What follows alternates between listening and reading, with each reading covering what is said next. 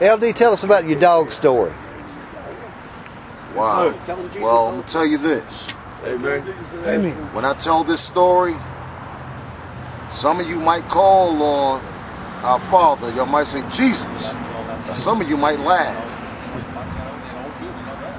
My good friend that I met, I've been knowing him about a couple months, Bill Morris, came and picked me up one day. He said, we're going to go out here and look for some of the people out here less fortunate. He said, we're going to go out there and feed some people. When we got out there, I'm standing around, everybody was setting up, and I asked one of the guys, good guy, his name is Brad, I said, where's some of the homeless camps around here? Well, he pointed down the road and said, it's a place over there, they have dumpsters, and right on the side of it is a path. Just walk up the path and you'll run right into the camp. So I'm walking, I have a bottle of water, I'm drinking, minding my business. I said, man, this is a long path, and I heard dogs barking. I didn't think nothing about it. I said, well, maybe, just a couple dogs, wild dogs. So I get there, and I happen to look up the hill, and I see a dog shaking itself, looked like the movie Cujo. And when he saw me, he turned and looked, and he just started trotting at me. Row, row, row. How do you do that again? Row. Okay. That's good enough? Okay. So then I backed up a couple feet. I said, nah, this dog's not going to stop. So I looked over in the dumpster, and luckily it was a cut in the fence. And I seen a short dumpster. I dove on top of the dumpster. They had 6 bins. I opened one up and climbed in. And I'm there, and I could hear the dog still coming. Every now and again, I lost track of time. Every now and again, I would I had a leather hat on, and I wouldn't grab it with my hands. I would push it up with my head and look around both sides, and I seen the dog sitting there.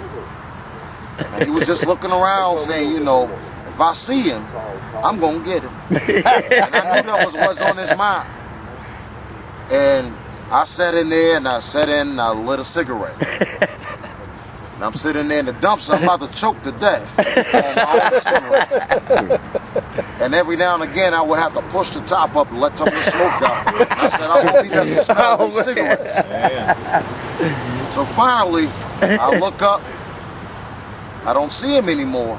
I try to go to another bin, but the other bins are locked. They have those straps that lock it in. Oh, man. So I'm pushing it, and I try to reach my hand through and pull it up, but it was too tight. So I had to go back to the one that I remember now that I had to loosen one to get in.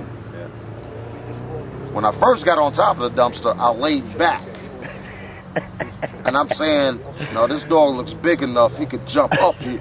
It was only probably as tall as Bill's car. So I didn't know if he could take a running leap and get up, so I said, let me get in one, so I unloosened one. Got in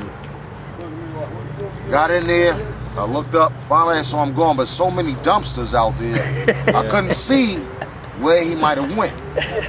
So I'm trying to find things in there to throw. So I sent him that way, and I'm looking at the fence this way. I said, okay, now I'll get a good sprint. And if you could pan the camera from here to the Biscuitville, that's how far the fence there you is. go, Biscuitville. So I'm looking at the fence, and I'm saying, if I try to make a run for it, he's gonna slow walk me down. So finally, I heard him barking, so I climbed over to another dumpster where I could see him, and he was sitting in the path. And when he laid down, I said it was time for me to get out of here, so I walked around. Finally made a dash, seen my brother. Get in there, Charles. You got to tell about how you came to go get him. Go sit down beside him. Yeah. Oh, my knee. Oh, you like me now. That's why I'm glad I didn't run into the dog. He was waiting for my rescue to come. He was just sitting there waiting. And I seen him when I was climbing the fence.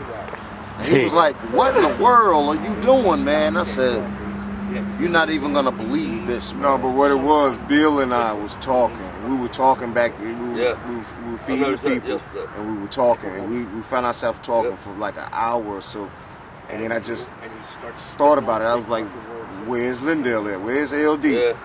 And we turned around and said, "We haven't got back yet." So I thought LD was down in the woods doing with the other guys and whatnot. Doing what he do with the other guys and whatnot.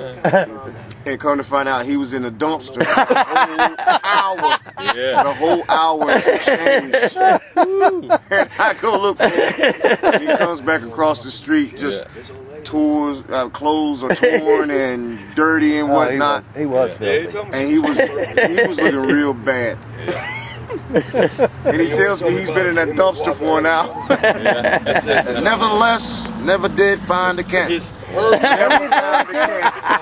Oh, that's a kicker there. Well, D, thank you. And Melanie, if you see this, I please want to meet you and that. Man, she'll be up here in a little bit. You hang around, she'll